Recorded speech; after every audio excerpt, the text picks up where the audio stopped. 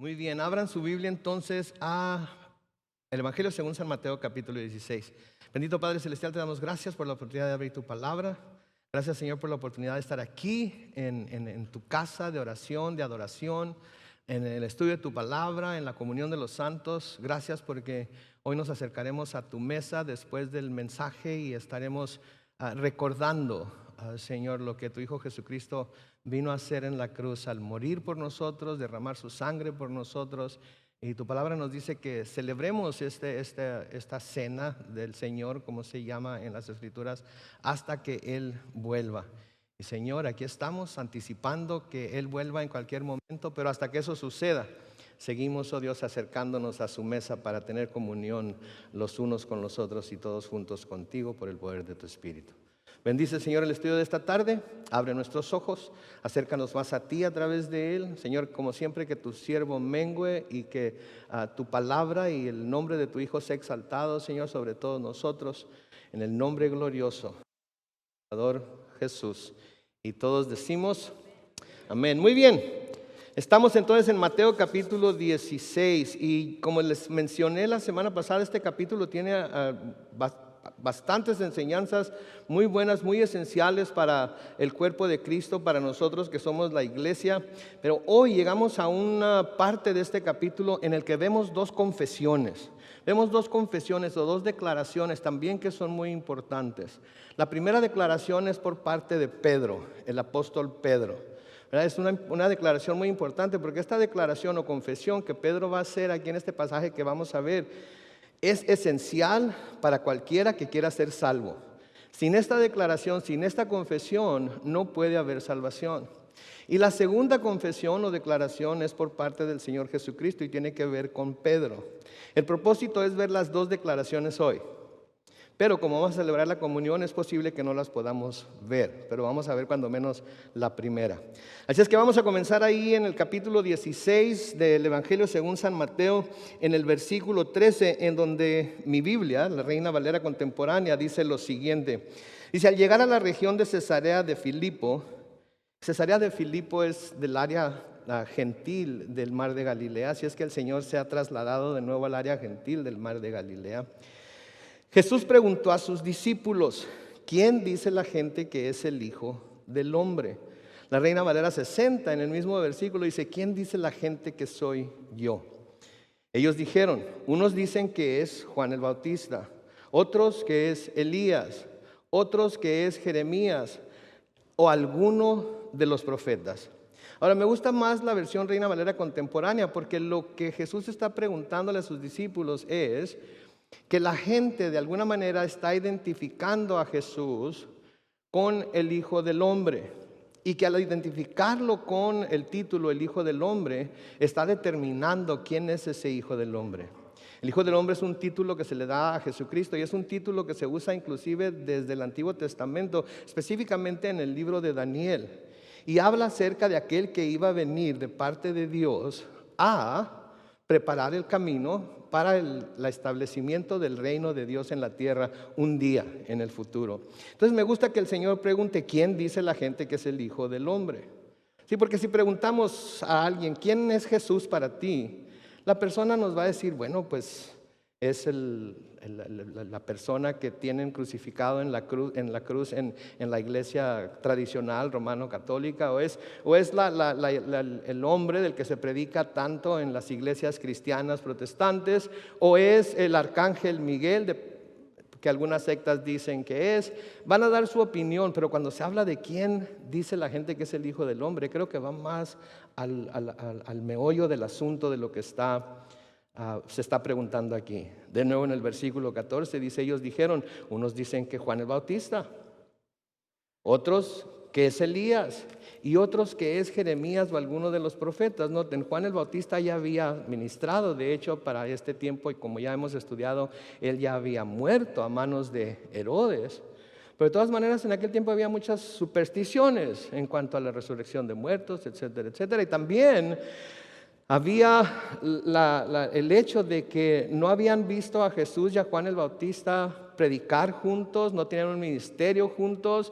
Jesús parece ser que la única vez que se encontró con Juan el Bautista fue para que Juan el Bautista lo lo bautizara.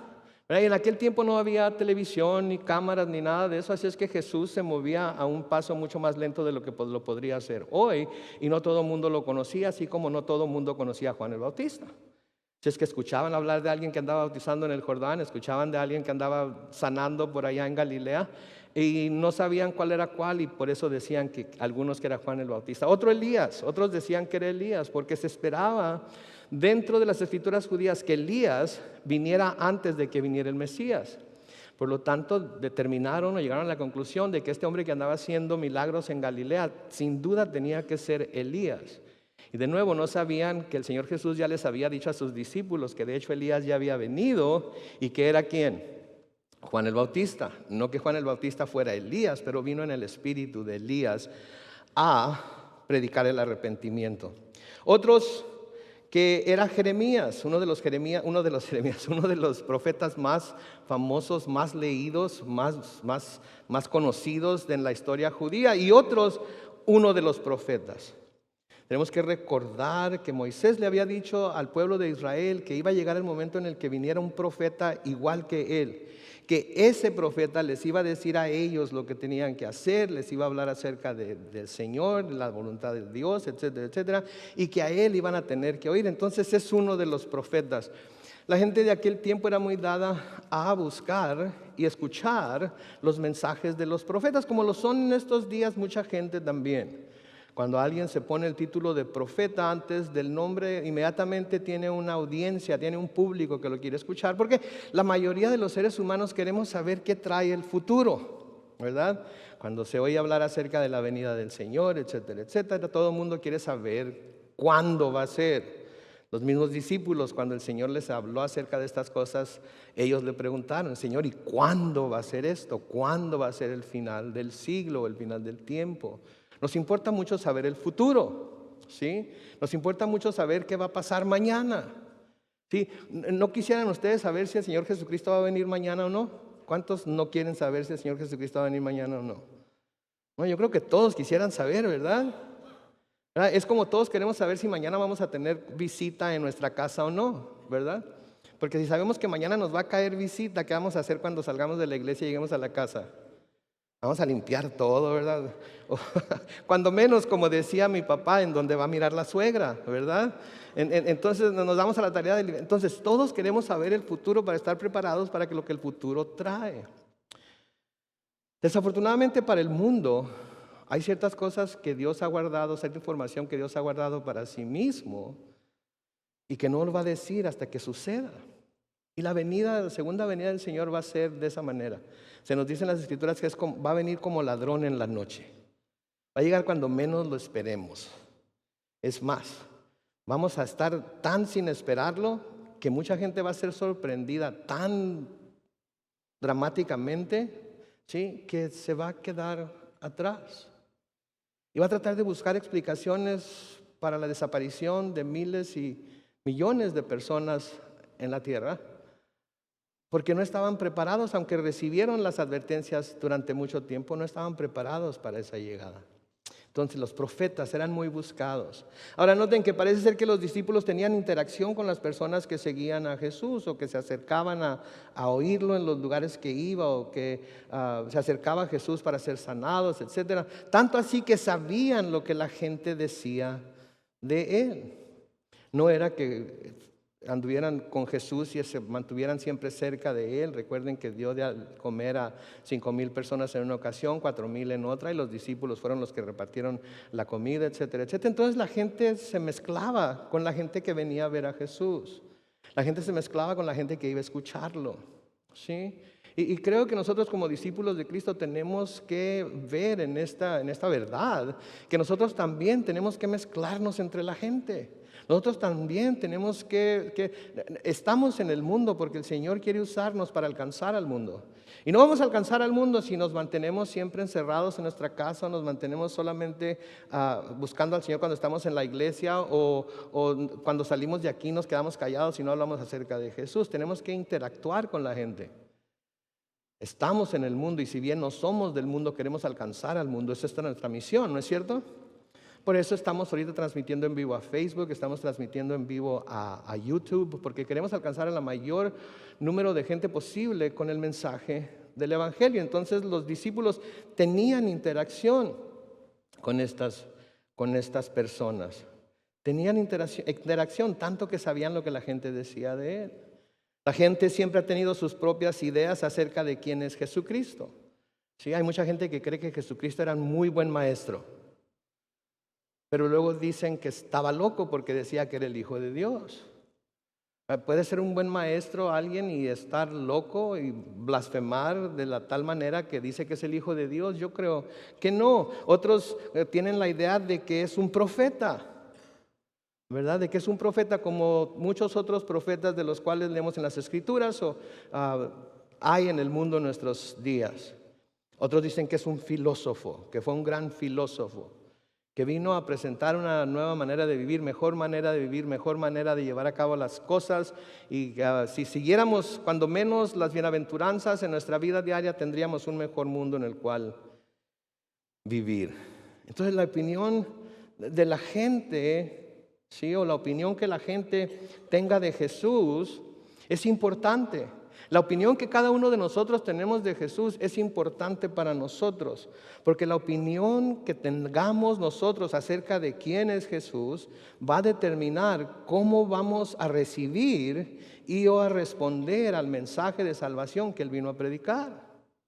Si yo creo que es un buen maestro, entonces no creo que me pueda salvar. Me puede quizás enseñar qué puedo hacer para poder ser salvo, pero no voy a creer que Él me puede salvar porque es un maestro nada más. Igual si es un profeta, igual si es un filósofo, etcétera, etcétera. Entonces, la opinión que la gente tenga y la opinión que nosotros tengamos de quién es Jesús va a determinar cómo vamos a recibir o responder al mensaje de salvación que Él vino a predicar. Si se le ve a Jesús y si usted ve a Jesús como una de las personas que ya mencionamos, su mensaje es algo que se puede ver como un mensaje entre otros tantos mensajes que se han escuchado y que han sido presentados por otros hombres. Un buen mensaje, pero igual de bueno que el mensaje que cualquier otro hombre educado o ilustrado, especializado en alguna materia, sí, pudiera presentar. Lo podemos ver de esa manera. De igual manera, si vemos a Jesús como uno de estas personas que ya hemos visto, entonces, de las que mencionamos, entonces esa manera de ver a Jesús va a ayudarnos a tomar la decisión de si le vamos a creer o no que es el Hijo de Dios. Y más importante que esto, nos va a ayudar a determinar si vamos o no a obedecer sus enseñanzas. Sí, si la manera de ver a Jesús, nuestra opinión de Jesús es que simplemente es otro buen maestro, otro profeta, etcétera, etcétera. Entonces, eso va a determinar si nosotros vamos a creer que Él es quien dijo ser y si vamos a obedecer sus enseñanzas o no. Porque si es nada más otro hombre, entonces yo puedo determinar que, ok, esta enseñanza de Jesús me gusta, pero esta no, aquí creo que se equivocó, así es que esa la desecho, esta la tomo. Este pasaje de las Escrituras que hablan de Jesús lo puedo creer porque me place, porque se está expresando más o menos como yo me expresaría. Así es que esa lo puedo recibir, pero esto por acá no. Y la verdad de las cosas es que si realmente creemos que Jesús es quien dice ser, entonces eso afectará también nuestra forma de vivir, ¿no es cierto? Eso afectará nuestra forma de vivir. Y todos saben y conocen los uniformes y carros de la policía, ¿verdad? Cuando ven un uniformado, cuando ven una patrulla en la calle por donde van manejando, ¿afecta su forma de manejar? Inmediatamente, ¿verdad? Viene en el freeway como 85, 90 millas por hora, pasando gente, rebasando, atravesándose por líneas, y de repente mira, como le decía a mi papá, la del moño colorado, ¿verdad? ¿Y qué hace? Se porta, pero sí, qué bárbaro, ¿verdad? ¿Por qué? Porque sabe que la policía, el Highway Patrol o lo que se llame, puede en un momento determinado pararlo y darle una multa por estar quebrantando la ley. Entonces, lo que creamos que Jesús puede hacer o lo que creamos acerca de Jesús, y si creemos que Él es quien dice ser, esto va a afectar la forma en la que vivimos nosotros también. Si Él es Dios, si Él es Señor, si Él es Rey de Reyes, si es, como yo he confesado el Señor de mi vida, entonces eso va a afectar la forma en la que yo vivo, ¿no es cierto? Va a afectar la forma en la que miro las escrituras, va a afectar la forma en la que leo las palabras que están escritas en rojo, que se supone en el Nuevo Testamento que son las palabras que Él dijo. Va a afectar cómo vivo, ¿verdad? Tenemos que escuchar y ver las palabras del Señor Jesucristo nada más y decidir si estas palabras son dignas de ser atendidas, escuchadas y obedecidas o no. Por ejemplo, en Lucas capítulo 6 y el versículo 46, Lucas capítulo 6 y versículo 46, noten las palabras del Señor aquí. ¿Por qué me llaman ustedes Señor, Señor y no hacen lo que les mando? No hacen lo que les mando hacer. Ok, entonces, están diciendo que yo soy su Señor, están diciendo que me reconocen como Señor. Están diciendo, porque la palabra Señor, que se traduce Señor, no es como el Señor Pérez o el Señor Alvarado o el Señor Martínez. La palabra en griego es kurios, y la palabra, cuando se le aplicaba el título de kurios a alguien, quería decir que esa persona a la que se le llama kurios tenía el derecho de hacer lo que él quisiera con la persona que lo está reconociendo como su kurios. Entonces, si le estamos diciendo a Jesús, kurios, pero no estamos haciendo lo que Él nos manda hacer en su palabra, ¿es en realidad nuestro Señor? ¿Creemos en realidad que eres el Señor? ¿Creemos en realidad que Él es el Rey de Reyes y Señor de Señores? Eso es lo que debemos de pensar, que nuestra manera de vivir determina más lo que verdaderamente pensamos de Jesús que lo que decimos con nuestra boca. Porque es muy fácil decir Jesús es el Señor. Y si yo dijera, todos vamos a decir a una, Jesús es el Señor, no creo que, a lo mejor sí, pero no creo que hubiera nadie que dijera, yo no voy a decir nada porque yo no lo reconozco como Señor, al menos que no se considere salvo. Creo que todos diríamos, Jesús es el Señor, porque no nos afecta en nada decir que Jesús es el Señor, ¿no es cierto? No nos afecta para nada. Es como decir, Biden es presidente, ¿sí? O como decir, AMLO es el mejor presidente que México ha tenido.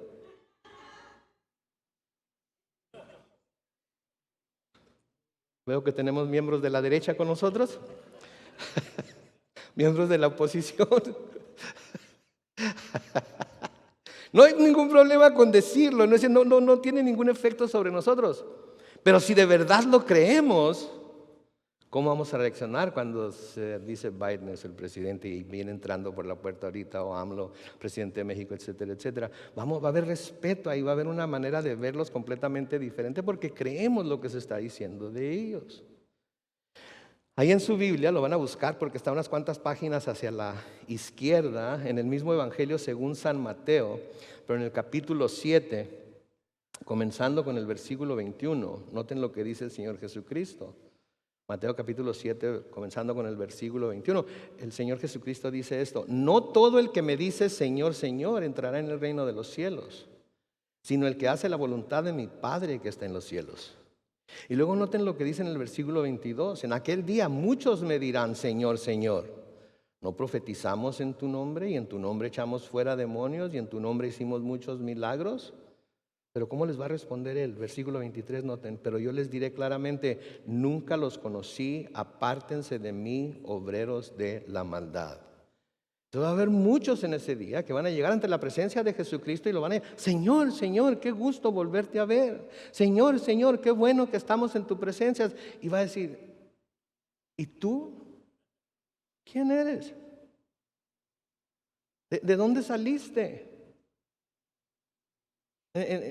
Nunca te he visto hacer la voluntad de mi Padre que está en los cielos. Nunca te he visto obedecer las palabras que te dejé que obedecieras. Nunca te he visto practicar lo que te dije que practicaras. ¿De dónde saliste? Y les va a decir, apártense de mí, obreros de maldad. ¿Sí? Porque aunque alguien se declare a sí mismo como cristiano, aunque alguien se declare a sí mismo como piadoso, si no hace, si no tiene ni siquiera una lucha en su corazón y en su vida por seguir las enseñanzas de Cristo, entonces Yo no soy nadie para juzgar, pero de acuerdo a las palabras del Señor Jesús, debería de verse a sí mismo para ver si está en la fe o no está en la fe, para ver si verdaderamente lo está reconociendo como Señor o no lo está reconociendo como Señor. Entonces no podemos decir que Jesús es el Rey de Reyes y Señor de Señores y declararlo el Señor de nuestra vida y luego darnos la vuelta y no seguir sus enseñanzas u obedecer sus palabras. Y no estoy hablando de una por aquí y una por allá, estoy hablando del todo lo que nos ha dejado escritos. Lo que da testimonio de que esto es cierto, de que el Señor, creemos que el Señor Jesús es el Rey de Reyes y Señor de Señores, el Señor de nuestra vida, es nuestra obediencia a su palabra. Amén. Si no lo estamos obedeciendo, no lo podemos llamar curios o Señor, todo lo que queramos. Por eso no quiere decir que verdaderamente lo reconozcamos como tal. Ahora, quiero que sepan algo. Jesús no hizo esta pregunta a sus discípulos porque no sabía lo que la gente pensaba de Él. Si Él era Dios, sabía lo que la gente estaba pensando de Él, ¿no es cierto? De hecho, en Juan capítulo 2 y el versículo 25 se nos dice que Él no tenía necesidad de que nadie le dijera nada acerca del hombre, pues Él sabía lo que en el hombre había. No tenía necesidad de que nadie le dijera nada a Jesús acerca de lo que el hombre pensaba, porque Él sabía lo que había en el hombre. En varias ocasiones, de hecho, hizo la pregunta, ¿por qué piensan así en sus corazones? Sí, le hizo esta pregunta a los fariseos, le hizo esta pregunta a sus discípulos. ¿Sí? ¿Por qué? Porque sabía lo que el hombre pensaba y sabía lo que el hombre tiene en su corazón. Nosotros nos podemos engañar unos a otros. Yo puedo engañarlos a ustedes con el título de pastor, ¿sí? Yo puedo engañarlos a ustedes con la vida piadosa que pudiera vivir y manifestar aquí delante de ustedes cuando estamos en la iglesia, ¿verdad? Puedo. De hecho, no le digan a nadie, pero lo hice por mucho tiempo en mi juventud, cuando en un momento dado volví a la iglesia por algún tiempo y parecía como que, wow, qué cambio. Y de repente, por no estar atento a la forma en la que Satanás quería llegar para arrastrarme de nuevo al mundo, logró meter la pata ahí en la puerta y finalmente entró completamente y me arrastró de nuevo al mundo como no se imaginan. Y mi segundo estado fue peor que el primero. Porque eso es lo que la palabra de Dios dice. Entonces yo puedo engañarlos a ustedes, ustedes me pueden engañar a mí. ¿Sí? Pero ¿saben a quién no podemos engañar? A Dios. Porque Él sabe exactamente lo que hay en nuestro corazón. No es necesario que yo vaya y le diga nada acerca de ustedes, ni que ustedes vayan y le digan nada acerca de mí. Él sabe lo que hay en nuestro corazón. Entonces el Señor no les hace esta pregunta porque no sabe. El Señor les hace esta pregunta a sus discípulos como preparación a la pregunta cuya contestación revelaría lo que ellos pensaban de Él. Noten el versículo 15 de Mateo 16. Él les preguntó, ¿y ustedes quién dicen que soy? Ahora, si Él sabía lo que la muchedumbre pensaba de Él, Él sabía lo que sus discípulos pensaban de Él también. ¿Sí? Entonces, no lo dice porque no sabía, sino que, como vamos a ver más adelante, había la necesidad de que ellos confesaran lo que creían, porque la confesión de lo que creemos acerca de Jesús es muy importante para Dios, para nosotros y para los que nos oyen. Es muy importante para Dios, para nosotros y para los que nos oyen. ¿Sí? Entonces el hecho de que Jesús les preguntara a ellos quién decían ellos que Él era, nos dice que esperaba que sus discípulos no tuvieran los mismos pensamientos acerca de Él que el resto de la gente tenía. Y quería que ellos mencionaran la diferencia entre lo que la gente creía de Jesús y entre lo que ellos creían de Jesús. Si la persona que le ha creído a Jesús, que es quien dice ser, tendrá una opinión de Jesús muy diferente a la opinión que el mundo tiene de Él, ¿no es cierto? Y vamos a contrarrestar cualquier opinión que nos den acerca de Jesús que es equivocada, la vamos a contrarrestar o la vamos a refutar diciendo, no es solamente un profeta, es el Hijo del Dios viviente. No, no solamente es un hacedor de milagros, es el Hijo del Dios viviente. No, no solamente fue un buen maestro, es el Hijo del Dios viviente. No, no es el que está crucificado, no es el que está todavía clavado en un crucifijo en algunas iglesias. Es el que murió y resucitó al tercer día porque es el Hijo del Dios viviente. ¿Sí? Y no vamos a tener ningún problema, ningún temor de decirlo porque lo creemos con todo nuestro corazón y estamos dispuestos a poner nuestra vida, ¿sí? A poner nuestra vida en riesgo para que esa verdad se propague, para que esa verdad se pronuncie, se mencione, se predique en todo lugar. Entonces se les pregunta, ¿y ustedes quién dicen que soy yo? ¿Sí? Porque quería que ellos dijeran, quería que ellos se escucharan a sí mismos decir lo que ellos pensaban. Y porque esperaba que la opinión de Jesús que ellos tenían fuera diferente a la del mundo. Ahora, ¿por qué era importante que ellos se escucharan a sí mismos decirlos? Yo no sé ustedes, pero yo a veces no comprendo muy bien cuando estoy leyendo. Yo fui muy chachalaco en la escuela, no presté mucha atención, ni en inglés ni en español. No sé por qué no me quedé mudo, ¿ok? Pero clases como English o literatura en español o todo eso, como que está bien aburrido. Romeo y Julieta, ¿en serio? Tenía otras cosas más interesantes que leer, como El Payo o las novelas de Marcial Lafuente Estefanía. ¿Quién se acuerda de las novelas de...? ¿Nadie? Quiere decir que estoy bien viejo entonces, ¿verdad? Eran unas novelas de, amén, eran unas novelas de vaqueros, ¿ok? Así pequeñitas, así puras letras. Y me las devoraba todas. Pero Romeo y Julieta, para nada. Pero cuando tenía que leerlos y me daba la tarea de leerlos para poder entender, a veces tenía yo que leer en voz alta. ¿No les pasa a ustedes a veces eso? Que están leyendo algo, no lo entienden para nada y le dan 2 o 3 pasadas y luego tienen que leerlo en voz alta para escucharse ustedes mismos, para entender lo que están leyendo. A mí me pasa mucho eso. Y creo que por esto era importante que aunque el Señor sabía lo que Pedro en este caso iba a decir, Pedro mismo se escuchara decirlo. Noten lo que le responde Pedro en el versículo 16 a la pregunta de José. Simón Pedro le respondió, tú eres el Cristo, el Hijo del Dios viviente. Tú eres el Cristo, el Hijo del Dios viviente. Ahora, un paréntesis aquí. Mateo está llamándole a Pedro Simón Pedro, porque para cuando Mateo escribió este evangelio ya sabía quién era Simón y ya sabía quién era Pedro. Pero el nombre de Pedro hasta este momento todavía no era Pedro, era Simón, hijo de Jonás. ¿Ok? Cerramos el paréntesis, guárdenlo en su archivo de información. Entonces, Pedro está aquí declarando con estas palabras que no solo cree que Jesús es el Mesías, que significa el ungido de Dios, el Cristo en español, sino que también creía que era el Hijo del Dios viviente. ¿Y por qué es importante esto? Porque al declararlo como hijo del Dios viviente, lo que estaba haciendo aquí era hacerlo igual a Dios. Al reconocerlo como el hijo del Dios viviente, Pedro estaba declarando que Jesús era igual a Dios. Para más claro, estaba declarando que Jesús era Dios. No era un Dios, no era otro Dios, Él era Dios. Eso es lo que estaba declarando.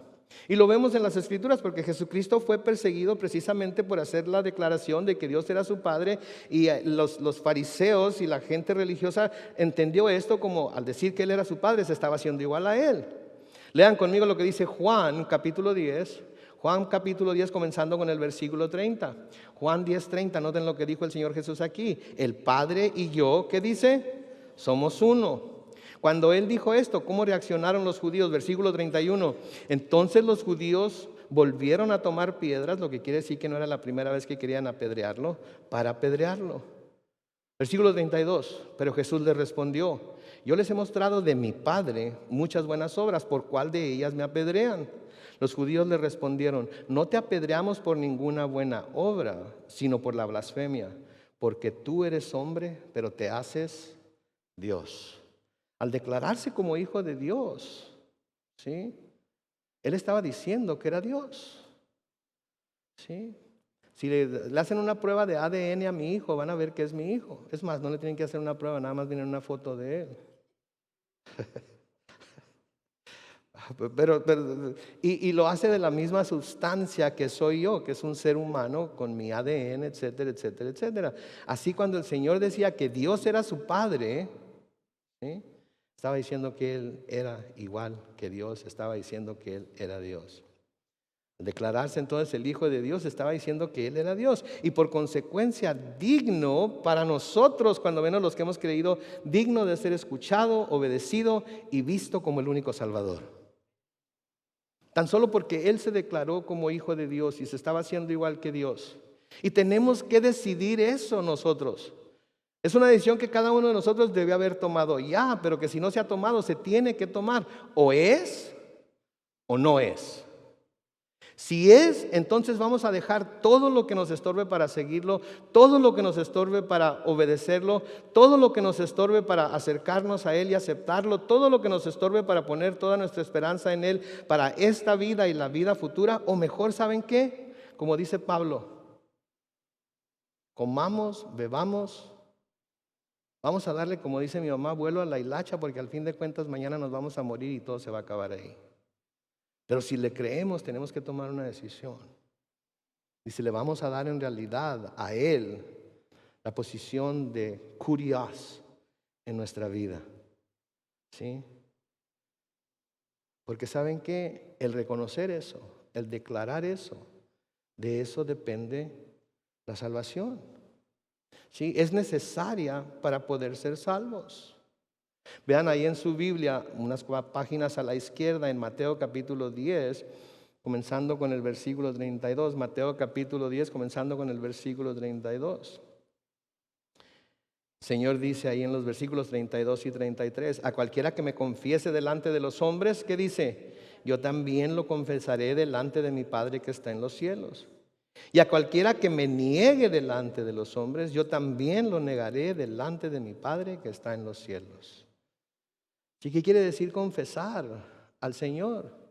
Quiere decir que lo confesamos con nuestras palabras como nuestro Señor y lo honramos con nuestra manera de vivir como nuestro Señor. ¿Y qué quiere decir negarlo?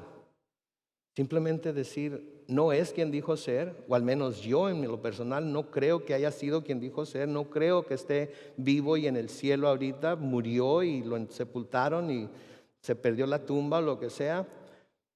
Y precisamente porque eso es lo que pienso de Él, no puedo yo someter mi vida, toda mi vida, a su dirección, a su señorío. ¿Sí? No puedo. No puedo porque no estoy dispuesto o dispuesta a reconocerlo como el Señor en mi vida. Y esa es la confesión. Esa es la confesión de que Jesús es el Señor y eso es lo que quiere decir negar al Señor. ¿Sí? Como Pedro, ¿se acuerdan? Cuando en el huerto de Getsemaní, yo no lo conozco, ni sé quién es, ni sé quién es. Estás loca, nunca he estado con él, no sé de qué me hablas. Hasta maldijo Pedro. Curioso, ¿no? Ahorita está diciendo tú eres el Cristo, el Hijo del Dios viviente, y después lo va a negar. Eso nos debe hablar de cuán cuidadosos debemos ser, de que creemos lo que decimos creer. Pero también lo vamos a ver cuando lleguemos ahí, nos habla de la gran misericordia de Dios. Que aun cuando a veces le fallamos de esa manera, de todas maneras, si nos volvemos a Él con un corazón contrito y humillado, Él nos recibe de nuevo. En Romanos capítulo 10, vamos a poner en la pantalla en el versículo 9, Romanos capítulo 10 y el versículo 9 dice, si confiesas con tu boca que Jesús es el Señor y crees en tu corazón que Dios le levantó de los muertos, ¿qué dice? Serás salvo. Porque con el corazón se cree para alcanzar la justicia, pero con la boca se confiesa para alcanzar la salvación.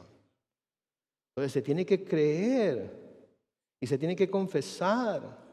¿Por qué dice con tu boca? Porque ahí es donde estamos confesando a Jesús delante de los hombres. ¿Sí? Confesamos con nuestra boca que Jesús es nuestro Señor. Cuando confesamos con nuestra boca delante de otras personas que Jesús es nuestro Señor, estamos diciéndole a esas personas que ellos nos pueden llamar a ser responsables de cómo vivimos nuestra vida y si esta está reflejando el hecho de que Jesús es nuestro Señor o no. Eso es lo que pasa con la confesión, que al escucharnos los demás se están dando cuenta de lo que estamos diciendo y en un momento dado nos pueden decir, porque lo hicimos delante de ellos, ¿no que dijiste que Jesús era tu Señor?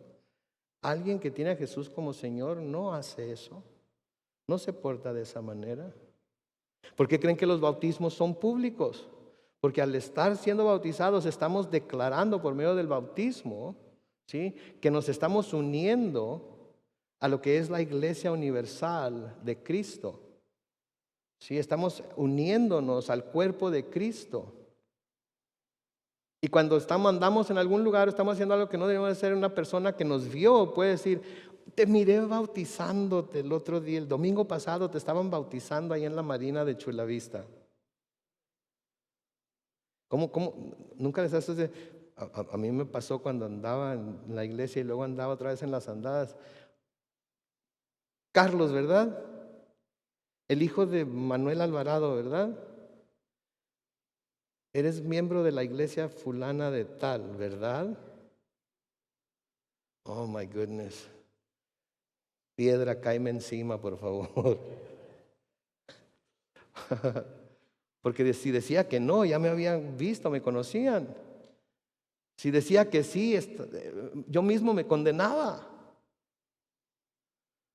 ¿Verdad? Entonces, eso es lo que se está diciendo aquí. Si confiesas con tu boca, ¿sí?, que Jesús es el Señor, tu Señor, y crees en tu corazón que Dios lo levantó de los muertos, serás salvo. Y si creemos en nuestro corazón que Dios lo levantó de los muertos, entonces creemos que Él está ahorita físicamente vivo en el cielo, a la diestra del Señor, intercediendo por todos nosotros. Y confiamos 100% en Él. Amén. Entonces, esta confesión se va a hacer de este lado, esta confesión de Jesús como Señor, se va a hacer de este lado de la eternidad para salvación. Y créanme que lo pensé mucho antes de poner la otra parte de esta observación, porque luché con el Señor. Yo no sé cuántos de ustedes han tenido luchas con el Señor, pero luché con esto casi toda la noche, pidiendo dirección para cómo decirlo. Pero no hay otra manera de decirlo.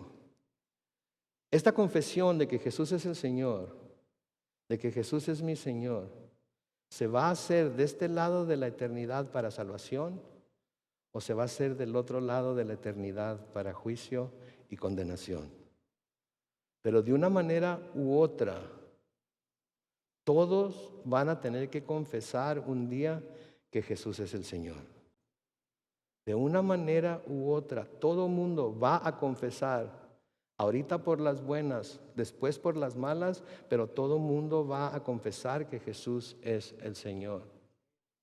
El apóstol Pablo escribe en Filipenses capítulo 2, los versículos 9 al 11, dice, por lo cual Dios también lo exaltó, hablando de Jesús, hasta lo sumo, que quiere decir, no puede haber alguien más exaltado que Él.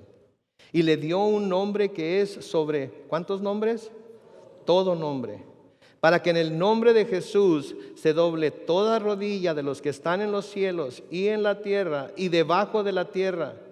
Y toda lengua confiese que Jesucristo es el Señor, para gloria de Dios el Padre. O lo hacemos aquí y hoy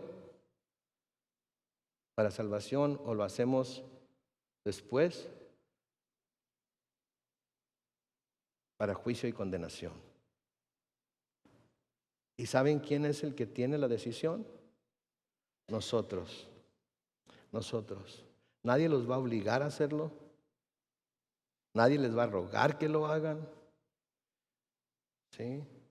Pero o lo hacen ya o lo hacen después. Ustedes deciden.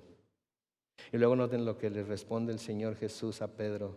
después de esa confesión. Entonces Jesús le dijo en el versículo 17, bienaventurado eres, Simón, hijo de Jonás, porque no te lo reveló ningún mortal, sino mi Padre que está en los cielos. Bienaventurado eres, Simón, este es el nombre propio de Pedro hasta ahorita. Bienaventurado eres, Simón, hijo de Jonás, porque no te lo reveló ningún mortal, sino mi Padre que está en los cielos. El Señor le dice a Simón, le dice bienaventurado, que puede significar bendecido, que puede significar afortunado, que puede significar feliz, contento, porque Él sabe que para que Pedro pudiera hacer esa declaración, le tenía que haber sido concedida por Dios el Padre. Y no la hubiera podido hacer si este no hubiera sido el caso. Porque nadie puede declarar que Jesús es quien dijo ser si no es porque el Padre lo pone en el corazón de la persona. Lo puede decir, pero no declararlo con la convicción y con la habilidad para hacer la declaración con todo lo que esto implica. Ahora, algo importante aquí, Pedro no sabía que estas palabras que estaba diciendo le habían sido reveladas por Dios. Pedro no estaba ahí, le preguntó el Señor lo que le preguntó y luego ¡ping! De repente, Señor, ya sé, el Padre me lo acaba de revelar. No, Pedro ni siquiera se dio cuenta, estoy seguro, de la verdad tan profunda que estaba diciendo. Pedro no sabía que estas palabras que estaba diciendo le habían sido reveladas por el Padre. Él habló lo que tenía en su corazón en ese momento, y lo tenía en su corazón en ese momento que estaba ahí porque Dios, el Padre, lo había puesto ahí. Al él estar siguiendo a Jesús de cerca, al ver lo que el Señor estaba haciendo, por inspiración de Dios, el Padre pudo llegar a la conclusión de que Jesús era el Cristo, el Hijo del Dios viviente. Él solo, por todo lo que vio, por el testimonio que estaba presentando delante de él, por todas las evidencias que estaba viendo, llegó a la conclusión de que Jesús no podía ser nadie más que el Cristo, el Hijo del Dios viviente. Y esto nos dice que a nosotros, que cuando nosotros damos a alguien palabras de ánimo, de verdad, de inspiración, de edificación, las podemos dar porque Dios las ha puesto en nuestro corazón para darlas. Porque Dios las ha puesto en nuestro corazón para darlas. Las palabras de inspiración, de reflexión, de edificación, cualquier que recibe cuando va a la iglesia, cuando lee las escrituras, cuando ora al Señor, el Señor se las está dando para que usted a su vez las comparta con otras personas que necesitan escuchar esas palabras. ¿Sí? Y el Señor no lo va a obligar, no la va a obligar a decir esas palabras. Pero cuando tiene la oportunidad, por su propia voluntad, va a abrir la boca y va a decir lo que tiene que decir, porque el Señor le va a dar la habilidad para hacerlo. Si el Señor nos ha revelado esas palabras a nosotros primero, Él las ha puesto en nuestro corazón porque hemos estado buscándolo a Él en la palabra, hemos estado buscándolo a Él en la oración, hemos sido sensibles a lo que el Espíritu Santo nos ha dicho a nosotros y queremos bendecir a otros con las palabras que el mismo Señor nos ha dado a nosotros. Nosotros no sabemos ni para quién nos dio esas palabras. Él ha establecido ya citas divinas con personas que vamos a tener roce con ellas, que podemos conocer o no conocer, pero que necesitan escuchar las palabras que el Señor nos ha dado a nosotros en ese momento, y tenemos que tener valor, denuedo, confianza en que la palabra que el Señor nos dio es para ellos. Y cuando el Señor les pregunta, ¿y ustedes quién dicen que soy? El corazón de Pedro estaba tan lleno de todo lo que había visto, de todo lo que había experimentado, de todo de su cercanía con Jesús, que no pudo decir, tú eres el Cristo, el Hijo del Dios viviente. ¿Sí? Tú eres el Cristo, porque eso es lo que se había estado almacenando en él. ¿Sí? También nos dice que aquellos que hemos creído en Jesús, lo hemos podido hacer única y exclusivamente porque el Padre nos ha dado la habilidad para hacerlo. Estamos aquí por voluntad del Padre. Estamos aquí porque el Padre nos dio la habilidad para creer lo que las Escrituras dicen acerca de quién es Jesús. Digo, piénsenlo. Es el domingo en la tarde, mucha gente está comiendo, Mucha gente ya comió y se está sentando en su sillón a ver el fútbol. Yo diría que a quedarse dormido después de comer. Y nosotros estamos aquí en la iglesia cantándole a nuestro Dios, alabándolo y adorándolo, y escuchando a un hombre hablar acerca de un libro que se escribió hace tantos años. ¿Ustedes creen que lo estamos haciendo porque eso nace de nosotros? No, Dios ha puesto ahí esa necesidad, Dios ha puesto ahí ese deseo. Y los que crean que están aquí porque quisieron estar aquí y ahorita no están queriendo estar aquí, están aquí porque de alguna manera Dios los obligó a venir aquí. Y están aquí con un propósito. Están aquí porque Dios les quiere hablar, están aquí porque Dios les quiere decir algo. No los obligó su esposa o su esposo a venir, no los obligaron sus padres a venir, no los obligaron sus hijos a venir. El Señor llamó y ustedes respondieron. Y saben que están en buena posición. Están en buena posición. Sí, pero van a tener que decidir si responden al llamado de Dios o no. El apóstol Juan en Juan capítulo 6 y el versículo 37, noten lo que dice ahí. Todo lo que el Padre me da, ¿qué dice? Vendrá a mí. Y el que a mí viene, no lo echo fuera. El Padre le está dando a toda persona que está aquí ahorita presente, que nos está viendo en línea por Facebook o YouTube, ahorita se lo está dando a Jesús. Y si nos acercamos a Él, Jesús no nos va a echar fuera, no le hace como vengamos, no le hace que tan sucios, no le hace que tan pecadores, no le hace que tan incrédulos. Estamos siendo llevados a Él por el Padre y Él no rechaza o echa fuera a ninguno. En Juan capítulo 6, los versículos 44 y 45, noten lo que dice. Ninguno puede venir a mí si el Padre que me envió no lo atrae, y yo le resucitaré en el día final. En los profetas está escrito, y todos serán enseñados por Dios, así que todo aquel que ha oído al Padre y ha aprendido de Él, ¿qué hace? Viene a mí. De nuevo el Señor nos está atrayendo, el Señor los está atrayendo, el Señor los está llamando. A los que somos creyentes y a los que somos incrédulos, a los que estamos así entre azul y buenas noches y no hemos decidido entrar de lleno, a todos nos está llamando porque no quiere que ninguno se pierda, sino que todos vengamos al conocimiento de la verdad y podamos ser salvos en Cristo Jesús. ¿Sí? En Juan capítulo 6 de nuevo, los versículos 64 y 65, noten lo que dice. Pero hay algunos de ustedes que no creen. Y es que Jesús sabía desde el principio quiénes eran los que creían y quién lo entregaría. Así que dijo, por eso les he dicho que ninguno puede venir a mí si el Padre no se lo concede.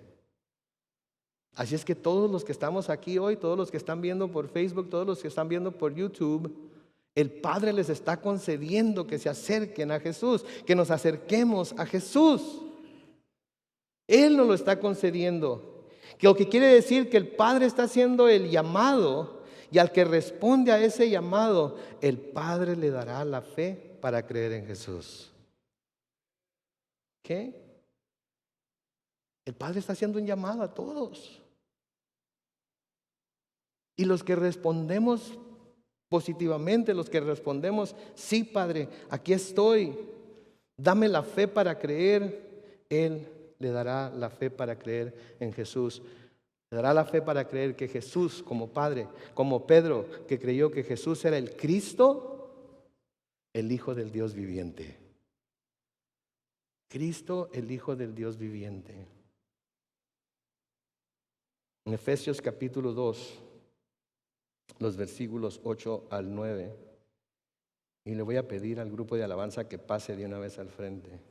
Efesios capítulo 2, versículos 8 al 9 dice, ciertamente la gracia de Dios los ha salvado por medio de la fe.